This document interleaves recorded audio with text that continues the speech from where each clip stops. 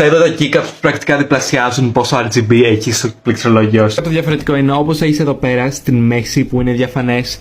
Αυτά εδώ το έχουν και στις άκρες.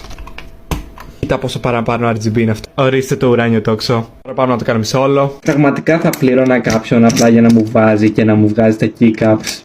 Είναι γυμνό τώρα, οπότε πάμε να αρχίσουμε να βάζουμε αυτά εδώ. Πολλοί με ρωτάνε πώς ξέρω πού να βάλω τα keycaps. Μαντεύω, δεν είμαι τρελός. Λείπει το 6. Επειδή έχει το 6 για το numpad που είναι πιο χαμηλό άμα δείτε. Δεν υπάρχει το σωστό 6. Ήταν ανάποδα. Άλλη αποκάλυψη. Οκ, αυτό είναι πάρα πολύ RGB. Στην κάμερα δεν φαίνεται καν το κάτω μέρος του keycap. Και εγώ πήρα αυτά εδώ από το Zoom. Ευχαριστώ Zoom που μου τα έστειλε δωρεάν. Μου έστειλε και άλλα πράγματα, οπότε άμα θέλετε να τα δείτε αυτά, κάντε follow.